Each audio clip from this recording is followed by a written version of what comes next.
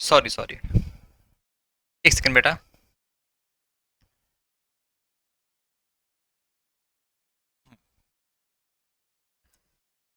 चलिए अब ठीक है। हेलो फ्रेंड्स, आप सभी का बहुत बहुत स्वागत है बेटा आपके अपने चैनल में। तो दोस्तों, आज की जो क्लास है इसमें हम डिस्कस करेंगे आपके एसएससी जीडी एग्जाम के लिए GK, GS, static GK, current affair, Hindi, इन सब के बहुत ही महत्वपूर्ण प्रश्न।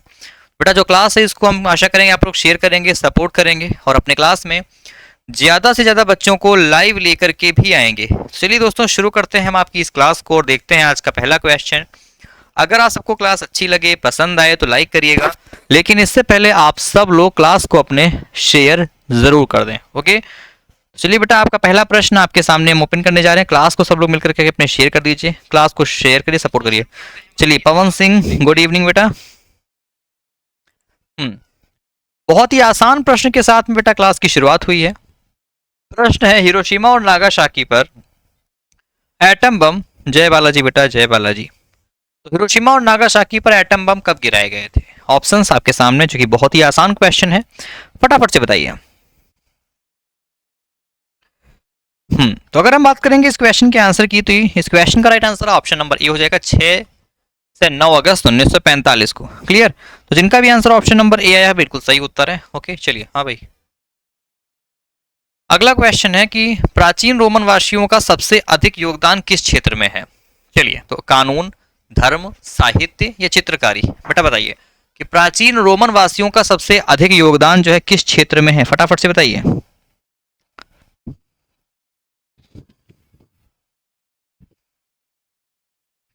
अगर इस क्वेश्चन का आंसर आपने चुना है ऑप्शन नंबर ए, कानून यानी कि लॉ, बिल्कुल सही आंसर है। तो प्राचीन रोमन वासियों का सबसे अधिक जो योगदान है ये कानून में है। ठीक है, चलिए, जय बालाजी, जय राधा रानी। चलिए हाँ बेटा, क्लास आपकी लाइव है, संदीप यादव। अगला प्रश्न है, इस्लाम में मिराज शब्द का अर्थ क्या है? मैं हल्का जूम कर देता हूँ स्क्रीन को ताकि आपको और अच्छे दिखे। चलिए अब सही है। तो इस्लाम में मिराज शब्द का अर्थ क्या है? मोहम्मद साहब की रात में स्वर्ग की यात्रा से, मोहम्मद साहब की मक्का से मदीना यात्रा, संदेह या इनमें से कोई नहीं? चलिए फटाफट से बताइए। राधे राधे बेटा, स्टीरियो इंडिया। तो इस क्वेश्चन का राइट आंसर ऑप्शन ही हो जाएगा। चलिए अगला क्वेश्चन बेटा है,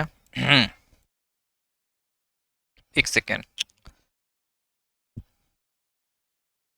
अगला प्रश्न बेटा है कि एथेन का स्कूल नामक चित्र, ध्यान से पढ़ लीजिए, क्वेश्चन बहुत इंपॉर्टेंट है, कि एथेन का स्कूल नामक चित्र जिसमें प्लेटो तथा एरिस्टो अन्य दार्शनिक और वैज्ञानिकों के साथ दिखाए गए हैं, किसके द्वारा बनाया गया था? चलिए, तो किसके द्वारा बनाया गया था फटाफट से बताना है आपको। ऑप्शन है आपके, Leonardo da Vinci, Rafale, Angelo या टाइटियन?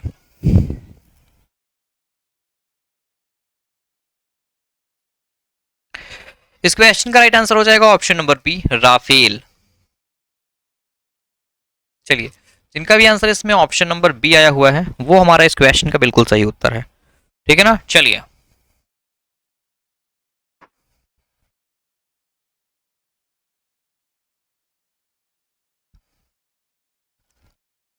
अगला क्वेश्चन बेटा, कि उस देश को बताइए जिसने स्पेन के गृह युद्ध में हस्तक्षेप नहीं किया था। तो इंग्लैंड, इटली, रूस या जर्मनी? बताइए। तो वो देश का नाम क्या है जिसने स्पेन के गृह युद्ध में हस्तक्षेप नहीं किया था, फटाफट से बताइए। तो बहुत अच्छी क्लास चली बेटा, क्लास को और शेयर करिए। तो ये हमारा इंग्लैंड था। Okay, option A. तो इंग्लैंड ने स्पेन के गृह युद्ध में हस्तक्षेप, इंटरफेयर नहीं किया। तो जिनका भी आंसर इस क्वेश्चन के लिए, इस क्लास के लिए बिल्कुल ऑप्शन ए आया हुआ है, बहुत अच्छे, वेरी गुड, शानदार। चलिए अगला प्रश्न, प्रथम ईसाई गिरजाघर की स्थापना किस स्थान पर की गई थी? चलिए बताइए। प्रथम ईसाई गिरजाघर की स्थापना किस स्थान पर की गई? जेरूसलम, बेथलेहम, रोम या कॉन्स्टेंटिनोपल? फटाफट से बताइए। इस क्वेश्चन का राइट आंसर हो जाएगा फ्रेंड्स हमारा option number A, Jerusalem. Clear? जिनका भी आंसर इसमें ऑप्शन नंबर ए आया हुआ है वो हमारा इस क्वेश्चन का बिल्कुल सही आंसर है। ठीक है ना? चलिए अगला प्रश्न, सिंधु घाटी सभ्यता के अधिकांश व्यक्ति थे। चलिए बताइए कि सिंधु घाटी सभ्यता के अधिकांश व्यक्ति कौन थे? कमेंट करिए फटाफट से, जैसे कि व्यापारी, सैनिक, किसान या फिर शिल्पकार? चलिए बताइए। तो सिंधु घाटी सभ्यता के अधिकांश व्यक्ति बेटा किसान थे, फार्मर्स थे। ठीक है, किसान। तो जिनका भी आंसर इसमें ऑप्शन नंबर सी आया हुआ है वो इस क्वेश्चन का बिल्कुल सही उत्तर है। चलिए अगला क्वेश्चन है कि राष्ट्र संघ के विधान की दूसरी धारा के अनुसार संघ के कार्य संचालन के लिए निम्न में से किसकी व्यवस्था नहीं की गई थी। चलिए, तो अंतरराष्ट्रीय श्रम संगठन, काउंसिल, सचिवालय या सामान्य सभा। चलिए, राष्ट्र संघ के विधान की दूसरी धारा के अनुसार संघ के कार्य संचालन के लिए किसकी व्यवस्था नहीं की गई, फटाफट से बताइए।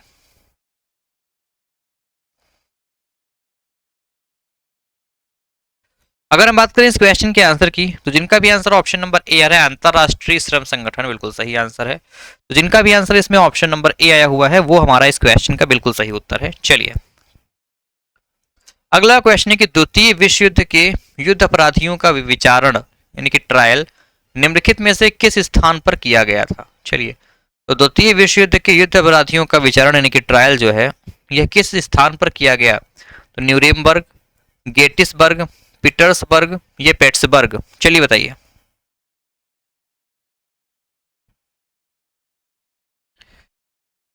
तो अगर आपने चुना है इस क्वेश्चन का right answer option number A, Nuremberg. ठीक है ना, ऑप्शन नंबर ए अगर आपने चुना हुआ बिल्कुल सही आंसर है। ये न्यूरेमबर्ग के स्थान पर किया गया। जिनका भी आंसर फ्रेंड्स इसमें ऑप्शन नंबर ए आया हुआ है वो हमारा इस क्वेश्चन का बिल्कुल सही आंसर है। ओके बेटा, चलिए देखते हैं फ्रेंड्स इस क्लास का अगला प्रश्न।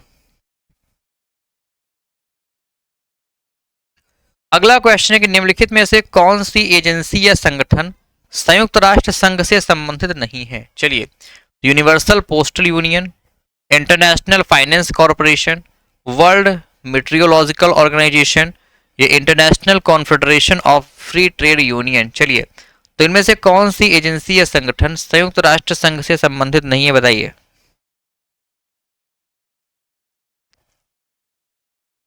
देखिए, इस क्वेश्चन का राइट आंसर ऑप्शन डी हो जाएगा, world sorry international confederation of free trade union. ठीक है, तो ऑप्शन नंबर डी हो जाएगा सही। फटाफट से अगला क्वेश्चन।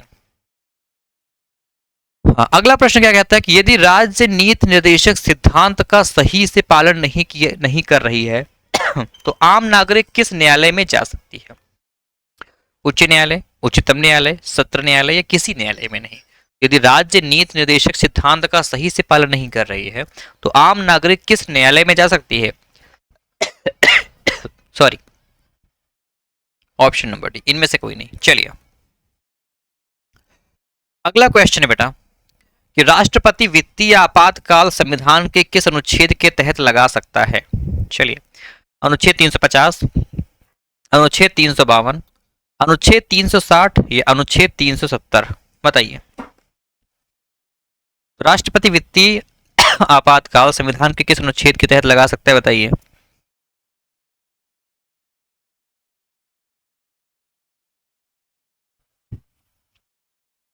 अगर हम बात करें इस क्वेश्चन के आंसर की, तो इस क्वेश्चन का बेटा राइट आंसर हो जाएगा ऑप्शन नंबर सी, अनुच्छेद 360।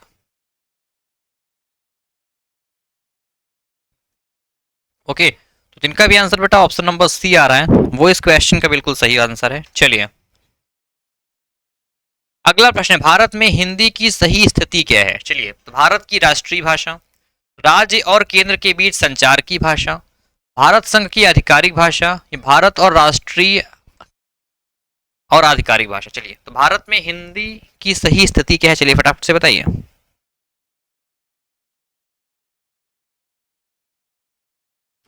चलिए बेटा, जिनका भी आंसर इसमें ऑप्शन सी आ रहा है, भारत संघ की आधिकारिक भाषा, ऑप्शन नंबर सी अगर आपने चुना हुआ है तो बिल्कुल सही आंसर है। Very good. तो भाई क्लास को तो शेयर करो, अपने क्लास को सपोर्ट करो, बहुत कम बच्चे आते हैं क्लास में भी। अगला क्वेश्चन क्या है कि यदि केंद्र सरकार द्वारा कोई व्यक्तिगत मंत्री व्यक्तिगत रूप से किससे उत्तरदायी होता है, बताइए। तो केंद्र सरकार द्वारा कोई व्यक्तिगत मंत्री जो है व्यक्तिगत रूप से किसके लिए उत्तरदायी होता है। ऑप्शन है आपके, राष्ट्रपति, प्रधानमंत्री, उपराष्ट्रपति या लोकसभा। चलिए बताइए।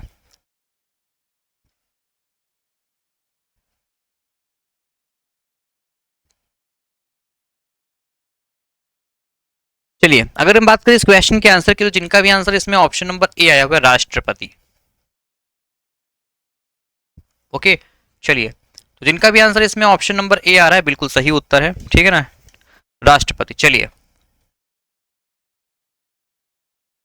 अगला प्रश्न, जम्मू कश्मीर को स्पेशल स्टेटस किस अनुच्छेद में मिला हुआ है?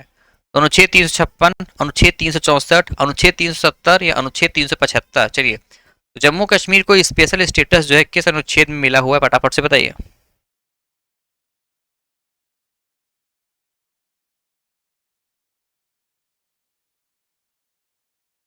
चलिए, इस क्वेश्चन का राइट आंसर हो जाएगा ऑप्शन नंबर हमारा सी, अनुच्छेद 370। ओके, जम्मू कश्मीर को स्पेशल स्टेटस जो है अनुच्छेद 370 के तहत मिला हुआ है। जिनका भी आंसर ऑप्शन नंबर सी आया हुआ है वो इस क्वेश्चन का बिल्कुल सही आंसर है। चलिए, अगला क्वेश्चन है कि एक संसदीय क्षेत्र में चुनाव व्यय की ऊपरी सीमा क्या है, बताएं। तो संसदीय क्षेत्र के चुनाव व्यय की ऊपरी सीमा क्या होती है, फटाफट से कमेंट करिए। 25 लाख रुपया, 70 लाख रुपए, 90 लाख रुपए या 1 करोड़ रुपए, बताइए।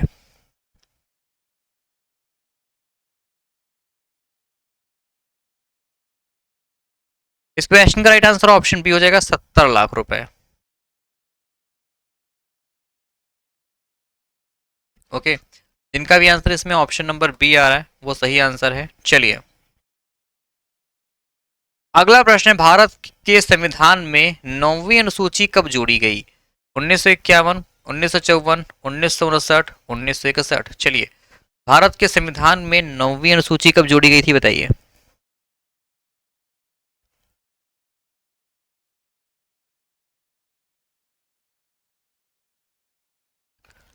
इस क्वेश्चन का राइट आंसर बेटा ऑप्शन नंबर ए हो जाएगा 1951 में। तो 1951 में संविधान में 9वीं अनुसूची जोड़ी गई थी, याद रखिएगा आप लोग। चलिए, अगला प्रश्न है, मैग्ना कार्टा अधिकारों का घोषणा पत्र था जो 1215 में किस राजा के समय लाया गया? तो मैग्ना कार्टा जो अधिकारों का घोषणा पत्र था ये 1215 में किस राजा के समय लाया गया? जॉन प्रथम, जॉन द्वितीय, हेनरी प्रथम या हेनरी द्वितीय? चलिए बताइए।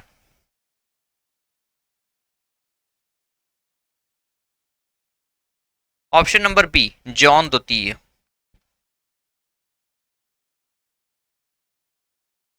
ओके, ये जॉन द्वितीय के समय में लाया गया था। जिनका भी आंसर इसमें ऑप्शन नंबर बी आया हुआ है, वेरी गुड। चलिए, अगला क्वेश्चन है, निम्नलिखित में कौन सा कथन सही है? चलिए बताइए। तो ऑप्शन आपके हैं कि मंत्रियों की परिषद के सदस्य राष्ट्रपति के व्यक्तिगत रूप से उत्तरदायी हैं। अगला ऑप्शन है कि मंत्रियों की परिषदों के सदस्य सामूहिक रूप से संसद के प्रति उत्तरदायी हैं। किसी भी मंत्री के खिलाफ आत्मविश्वास का मत मंत्रियों की पूरी परिषद के खिलाफ अविश्वास का मत है। ये सभी सही है, बताइए इनमें से कौन सा कथन सही है? देखिए, इस क्वेश्चन का राइट आंसर हमारा ऑप्शन डी सही हो जाएगा। सरकारी ऑप्शन जो कि रहता है ऑप्शन नंबर डी, सभी कथन सही है। चलिए, अगला क्वेश्चन कि सोशल ऑडिट के निदेशालय की स्थापना करने वाला भारत में पहला राज्य कौन सा है? ये क्वेश्चन इंपॉर्टेंट रहेगा, बताइए। तो मध्य प्रदेश, कर्नाटक, आंध्र प्रदेश या महाराष्ट्र? सोशल ऑडिट के निदेशालय की स्थापना करने वाला भारत का पहला राज्य कौन सा है, बताइए।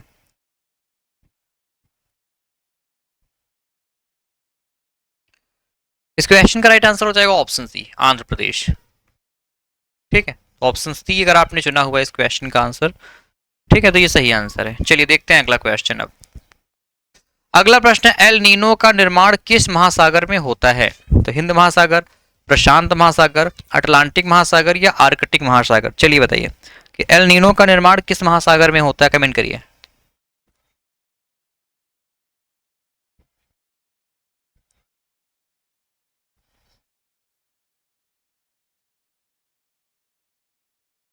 चलिए, ऑप्शन बी, प्रशांत महासागर।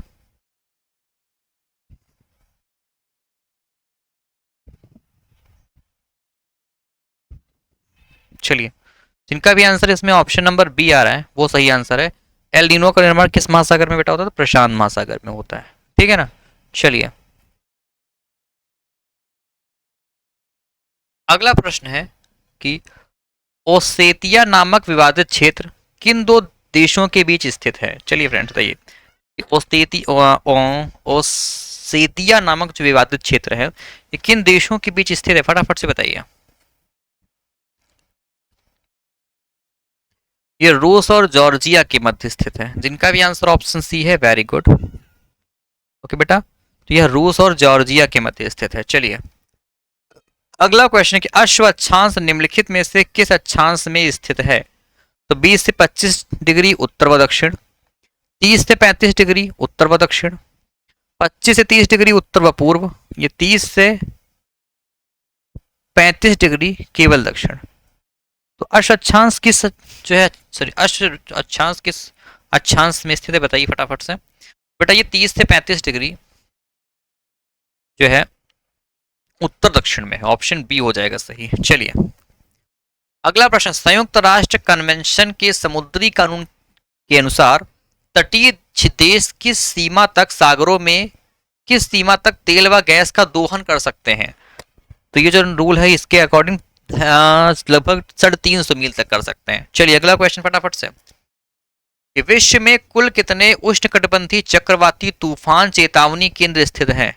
चलिए फ्रेंड्स बताइए कि विश्व में कुल कितने उष्णकटिबंधीय चक्रवाती तूफान चेतावनी केंद्र स्थित हैं बताइए।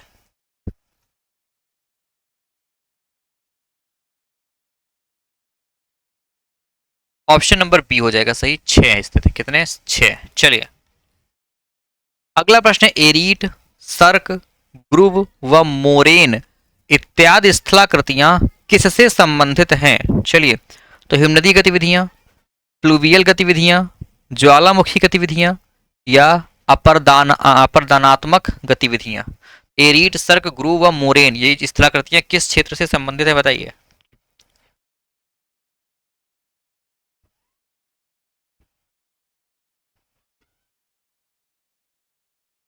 उत्तम द्विवेदी, वेरी गुड, राइट है। चलिए तो ऑप्शन नंबर इस क्वेश्चन का राइट आंसर हो जाएगा ऑप्शन नंबर डी। ओके ना, अपरदानात्मक गतिविधियां। अगला प्रश्न है बेटा कि निम्नलिखित में से किस देश या राज्य को वन डायमेंस लैंड कहा जाता था? न्यूजीलैंड, तस्मानिया, अमेरिका या नाइजीरिया। तो किस देश या राज्य को वन डायमेंस लैंड के नाम से जानते थे बताइए। प्रियंका चाटो, गुड इवनिंग बेटा।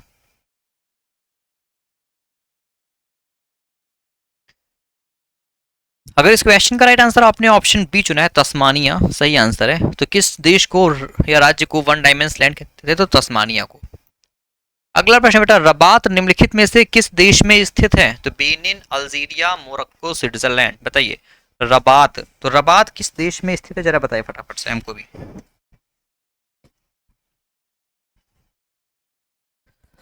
बेटा रबात मोरक्को में स्थित है, याद रखिएगा। जिनका भी आंसर ऑप्शन सी है बिल्कुल सही आंसर है, मोरक्को।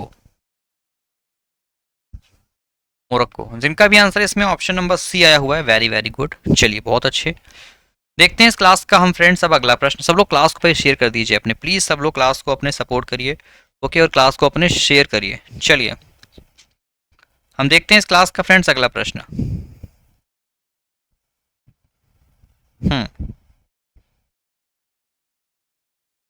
अगला प्रश्न, क्षोभ मंडल और समताप मंडल को कौन सी सीमा अलग करती है? चलिए फ्रेंड्स, तो क्षोभ मंडल और समताप मंडल को कौन सी सीमा अलग करती है? आयन मंडल, क्षोभ सीमा, मध्य मंडल या थर्मोस्फियर? फटाफट से बताइए।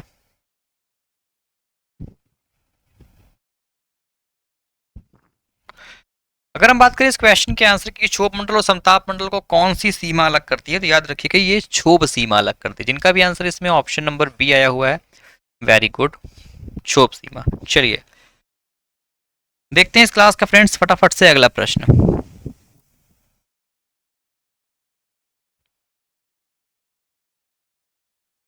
अगला प्रश्न है, अनातोलिया किस देश का एक बड़ा भूभाग है?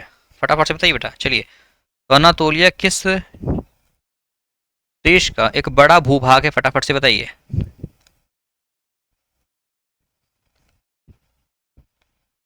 चलिए बेटा अगर हम बात करें इस क्वेश्चन के आंसर की, तो अनातोलिया किसका है? तो ये याद रखिएगा तुर्की का भूभाग है, ठीक है ना। ऑप्शन सी हमारा इस क्वेश्चन का बिल्कुल सही आंसर है, तुर्की। चलिए देखते हैं इस क्लास का फ्रेंड्स हम अगला प्रश्न। अगला प्रश्न, कनाडा का राष्ट्रीय खेल क्या है? चलिए baseball, ice hockey, football, cricket? फटाफट से बताइए बेटा। चलिए कनाडा का राष्ट्रीय खेल क्या है? नेशनल प्ले क्या है कनाडा का? National game. अगर इस क्वेश्चन का राइट आंसर बेटा चुना है आपने option number B, ice hockey. जिनका भी आंसर ऑप्शन बी आया हुआ है वो हमारा इस प्रश्न का इस क्वेश्चन का बिल्कुल सही उत्तर है। चलिए अगला प्रश्न, निम्नलिखित में से किस देश में प्रथम हॉकी संघ का गठन किया गया था? स्पेन, ब्रिटेन, अमेरिका या भारत? चलिए, तो किस देश में प्रथम हॉकी संघ का गठन किया गया, बताइए।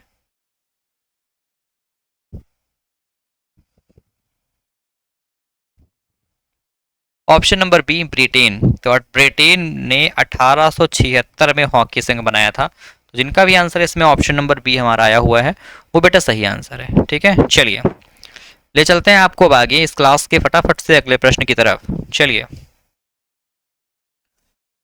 अगला क्वेश्चन क्या है कि पोलो खेल का प्रचलन भारत के किस राज्य में हुआ, बताइए।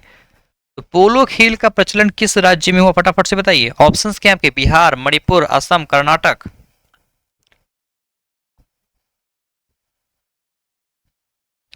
इस क्वेश्चन का right answer option number B हो जाएगा, मणिपुर। पोलो खेल का प्रचलन मणिपुर राज्य से शुरू हुआ। तो ऑप्शन नंबर अगर आपने बी चुना हुआ है इस क्वेश्चन का आंसर अपने, तो ये हमारा बिल्कुल सही उत्तर है। चलिए देखते हैं इस क्लास का अब अगला प्रश्न। ठीक है ना, चलिए।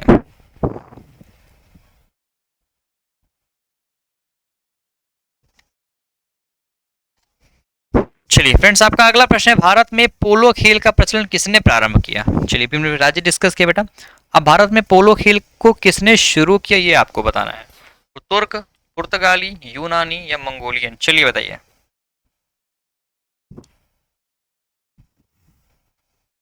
तुर्कों ने किया था, तुर्क।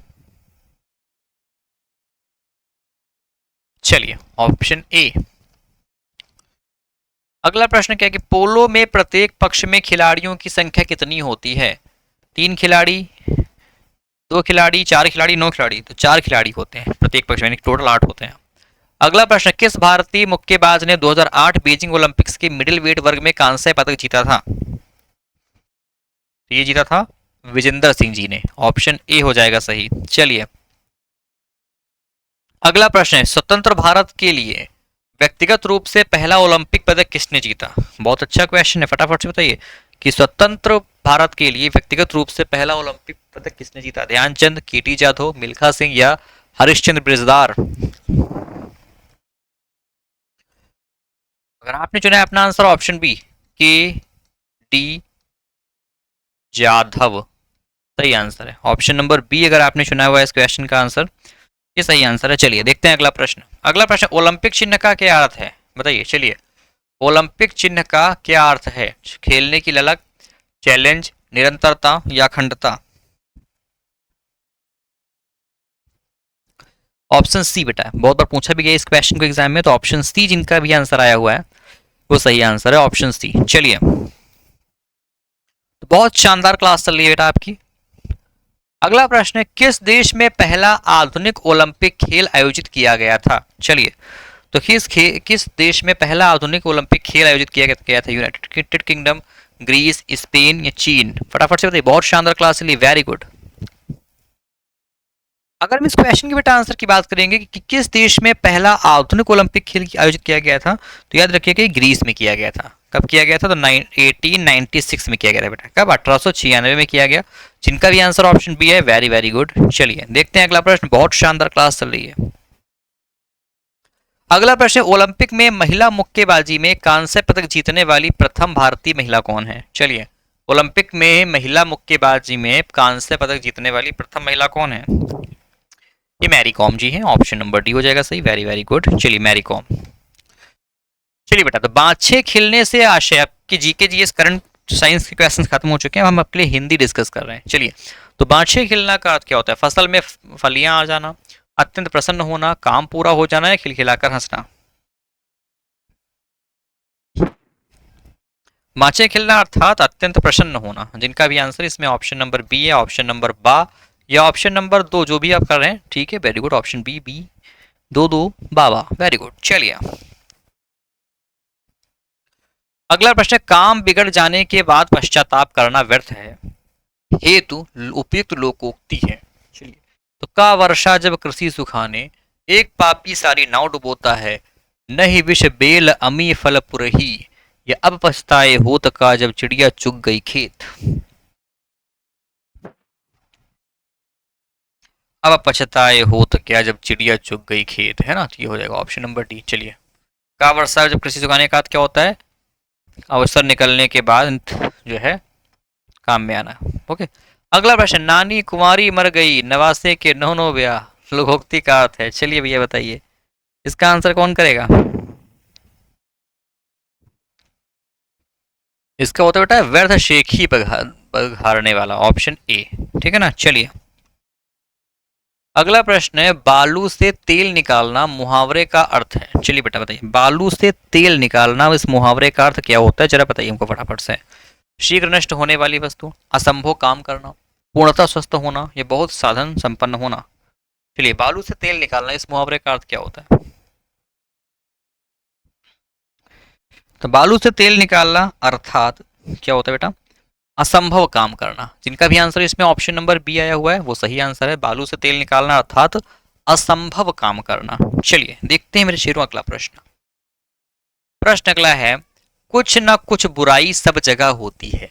तो कुछ ना कुछ बुराई सब जगह होती है अभिप्रायवाचक लोकोक्ति है।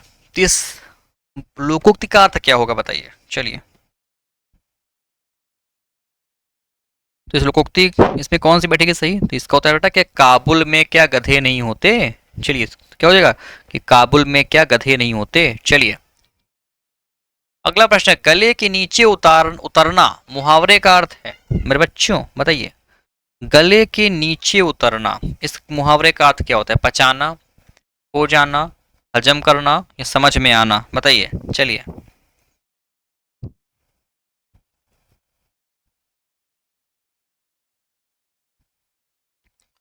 इस क्वेश्चन का राइट आंसर हो जाएगा ऑप्शन नंबर डी, समझ में आना। ठीक है ना। चलिए जिनका भी आंसर इसमें ऑप्शन नंबर डी आ रहा है वो हमारा इस क्वेश्चन का बिल्कुल सही आंसर है। ठीक है ना। चलिए हम देखते हैं इस क्लास का फ्रेंड्स फटाफट से अगला प्रश्न। चलिए प्रश्न है, पर्यायवाची शब्दों के संबंध में असंगत युग्म चुनिए। तो तरणी, द्रोणी, उडुप, ये नाव के हैं। पाष्टहस्त, सवित्रेय, कृतांत, बलराम, अंबसार, इंदुमती, प्रवाल, मोती, शलिश्लेष, क्षीर, रधि, अर्णव, समुद्र। तो इनमें से कौन सा जोड़ा गलत है बताइए। चलिए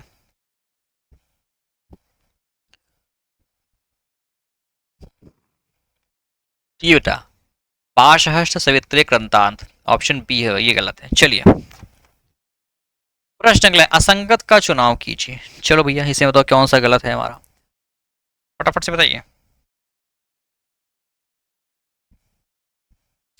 देखिए पंथी और बटोही तो होते हैं राहगीर के पर्यायवाची, छपा नहीं होता। तो ऑप्शन नंबर जो बी है ये गलत है।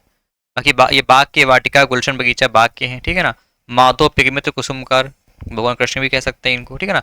आर्य, अरात्र, अमित ये शत्रु के पर्यायवाची होते हैं। ऑप्शन बी गलत है। चलिए अगला प्रश्न, किस विकल्प में सभी शब्द परस्पर पर्यायवाची हैं? चलिए तो इनमें से कौन सा सभी शब्द पर्यायवाची बताइए। चौधरी साहब गुड इवनिंग बेटा, लेट हो गया, क्लास एंडी होने वाली है आपकी।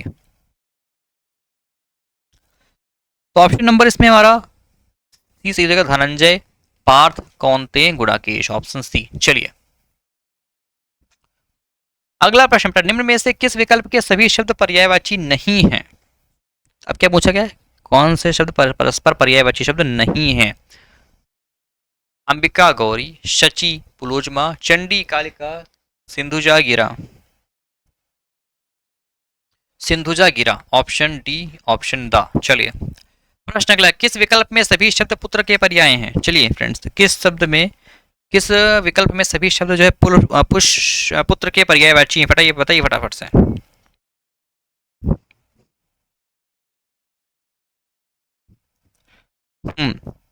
ऑप्शन ए, ठीक है ना, तनय नंदन। चलिए जिनका भी आंसर इसमें ऑप्शन नंबर ए आया हुआ है वेरी गुड, तनय नंदन।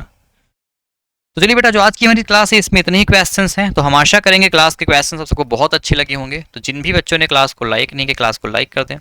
जिन भी बच्चों ने बेटा क्लास को शेयर नहीं किया सब लोग क्लास को अपने शेयर कर दीजिए। सब लोग क्लास को लाइक और शेयर कर दीजिए। चलिए मैं आपका फ्रेंड शिवम कुमार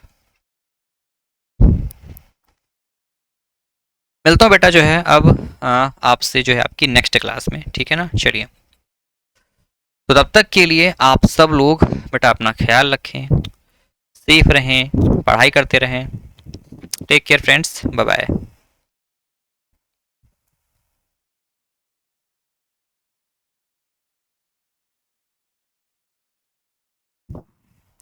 ठीक है बेटा, स्टीरियो इंडिया, जय हिंद, थैंक यू।